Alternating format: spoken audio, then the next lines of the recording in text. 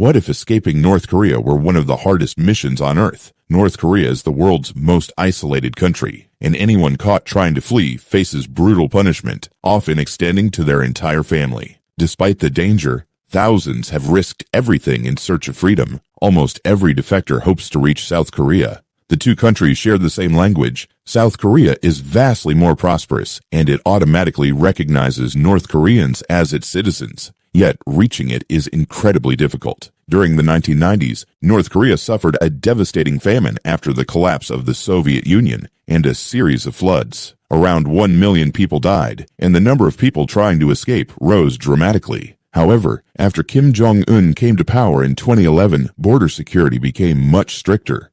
More guards, surveillance cameras, motion sensors, higher fences, landmines, harsher punishments, and stronger cooperation with China and Russia made escaping far more difficult. Since 2023, North Korea has also built hundreds of kilometers of double border walls. There are 7 main escape routes. The first is crossing directly into South Korea through the demilitarized zone, one of the most heavily guarded borders in the world. Soldiers, fences, electric wire, and countless landmines make this route extremely dangerous. A few people, including soldier Oh Chong-song, have managed to survive the crossing. The second option is escaping by sea.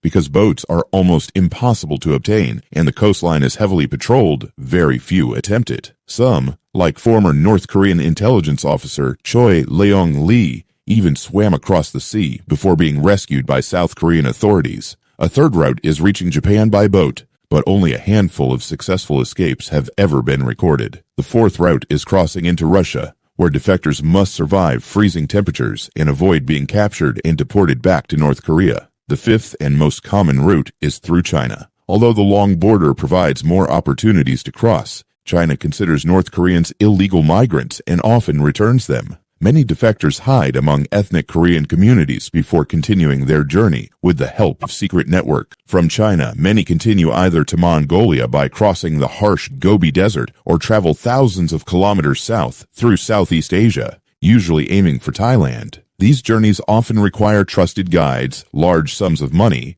and months of travel while avoiding police, traffickers, and dangerous terrain. Even after reaching South Korea, some defectors remain at risk from North Korean agents operating abroad. Their journey to freedom may be over, but the dangers do not always end. Escaping North Korea remains one of the most difficult journeys on Earth. It demands extraordinary courage, careful planning, incredible endurance, and a great deal of luck. For many North Koreans, the risk of escape is still worth taking in the hope of finally living in freedom.